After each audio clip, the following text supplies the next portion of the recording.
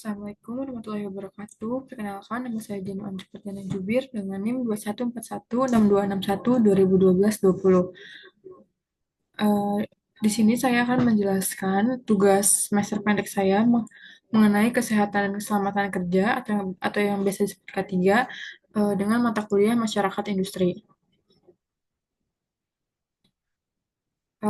Yang pertama, saya akan menjelaskan pengertian dari K3 dan tujuan dari K3.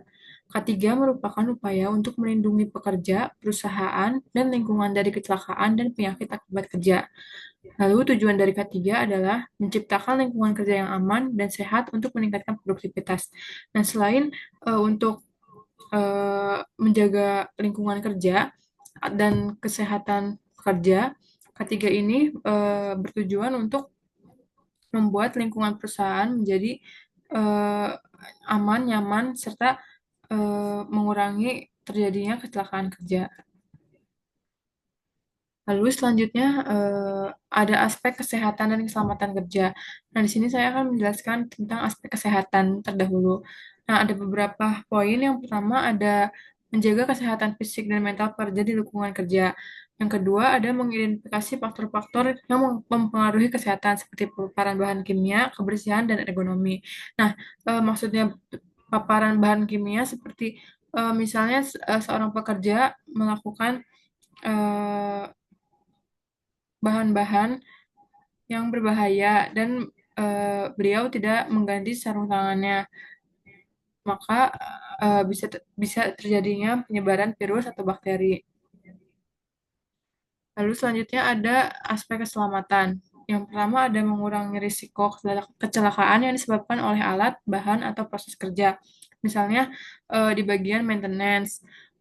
Terus yang kedua ada identifikasi risiko keselamatan seperti bahaya mekanis, listrik, kebakaran, dan bahan kimia.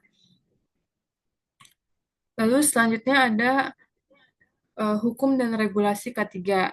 Nah, ada beberapa undang-undang dan peraturan yang eh, menuliskan peraturan untuk K3.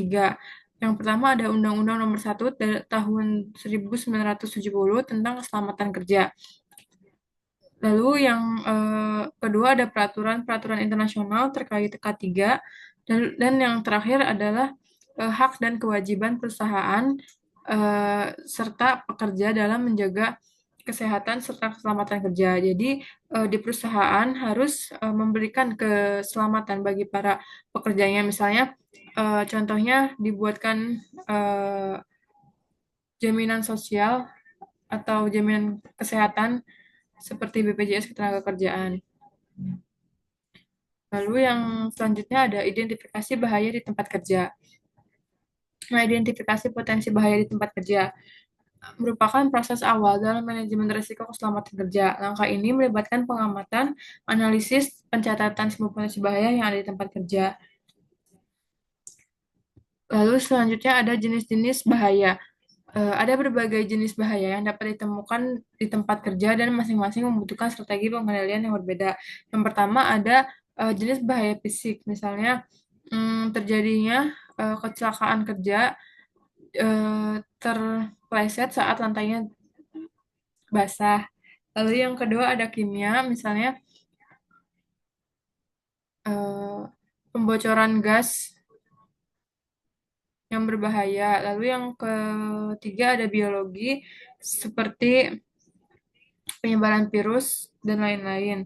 Lalu yang keempat ada ergonomi, dan yang kelima ada psikososial, yaitu seperti para pekerja diberikan jam kerja lebih tanpa diberikannya hak lembur tersebut. Jadi menyebabkan si pekerja eh, terkena mental dan psikisnya. Lalu ada kecelakaan kerja dan pencegahannya. Nah, penyebab umum kecelakaan kerja ada banyak faktor yang dapat menyebabkan kecelakaan kerja yang dapat digolongkan ke dalam dua kategori utama. Yang pertama ada faktor manusia seperti human error. Yang kedua ada faktor lingkungan dan peralatan. Misalnya yang tidak menggunakan APD yang lengkap atau lingkungan tersebut tidak mendukung jalannya eh, pekerjaan tersebut. Lalu selanjutnya ada dampak dari kecelakaan kerja. Nah, kecelakaan kerja dapat berdampak serius pada pekerja, keluarga mereka, serta perusahaan itu sendiri. Beberapa dampak dari kecelakaan kerja meliputi cedera fisik atau kematian, gangguan psikologis, kerugian finansial. Nah, kerugian finansial ini bukan hanya kepada pekerja, melainkan kepada perusahaan sendiri. Eh, Misalnya, karyawan tersebut bisa saja di PHK atau diberhentikan kerjanya, serta perusahaan harus mengganti rugi dampak dari kecelakaan tersebut. Nah, lalu selanjutnya ada alat pelindung diri atau yang biasa yang disebut APD, adalah peralatan atau perangkat yang digunakan oleh pekerja untuk melindungi diri mereka dari potensi bahaya di tempat kerja. Nah, di sini ada beberapa contoh APD. Yang pertama ada safety helmet, yang kedua ada masker, yang ketiga ada kacamata pengaman, yang keempat ada sarung tangan, yang kelima ada sepatu pelindung, yang kelima ada pelindung pendengaran, dan yang terakhir ada pelindung tubuh. Nah, agar APD tetap berfungsi dengan baik, harus dirawat dan diperiksa secara berkala. Helm yang retak, masker yang rusak, atau sarung tangan yang robek harus diganti segera. Lalu selanjutnya ada pengelolaan resiko kesehatan dan keselamatan kerja. Pengelolaan risiko kesehatan dan keselamatan kerja atau K3 adalah proses sistematis yang digunakan untuk mengidentifikasi, mengevaluasi, dan mengendalikan risiko di tempat kerja guna melindungi pekerja dari bahaya yang dapat menyebabkan cedera, penyakit, atau kerusakan lingkungan. Nah, di sini ada langkah-langkah pengelolaan risiko K3. Yang pertama ada identifikasi bahaya. Nah, misalnya kita mengidentifikasi apakah lingkungan kerja seperti ini bahaya atau tidak. Lalu yang kedua melakukan penilaian resiko. Bisa bisa di misalnya lingkungan ini tidak terlalu bahaya, tetapi alat dan bahan tersebut tidak memadai untuk digunakan dalam melakukan pekerjaan tersebut. Lalu yang ketiga ada pengendalian resiko. Selanjutnya ada peran manajemen dalam pengelolaan risiko K3. Nah, manajemen memiliki peran kunci dalam memastikan bahwa pengelolaan risiko K3 diterapkan dengan benar di tempat kerja. Nah, manajemen harus mendukung kebijakan keselamatan, menyediakan sumber daya yang diperlukan, serta memastikan bahwa pekerja mendapatkan pelatihan yang sesuai untuk mengidentifikasi dan mengelola risiko. Nah, contohnya manajemen di sini berperan untuk memberikan pelatihan kepada para pekerja. Contohnya, jika bagian assembling bekerja yang resikonya adalah kebakaran, maka manajemen berhak memberikan pelatihan seperti pemadam kebakaran. Lalu selanjutnya ada keterlibatan karyawan dalam pengelolaan risiko K3. Nah, pengelolaan risiko K3 yang efektif memerlukan partisipasi aktif dari seluruh karyawan. Pekerja adalah orang yang paling sering berinteraksi dengan bahaya di lapangan, sehingga penting untuk melibatkan mereka dalam proses identifikasi bahaya dan memberikan masukan tentang cara yang lebih baik untuk mengelola risiko. Nah, selanjutnya adalah manfaat pengelolaan risiko K3 yang efektif.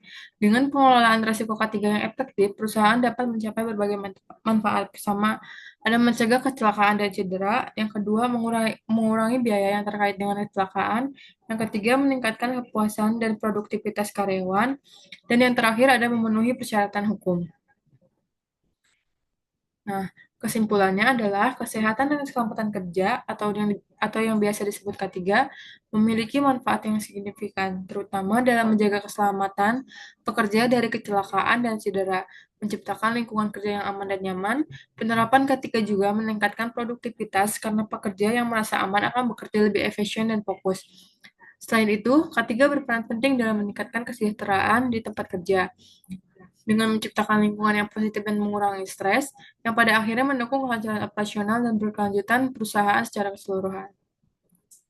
Sekian materi yang dapat saya sampaikan. Mohon maaf jika banyak kesalahan kata. Wassalamualaikum warahmatullahi wabarakatuh.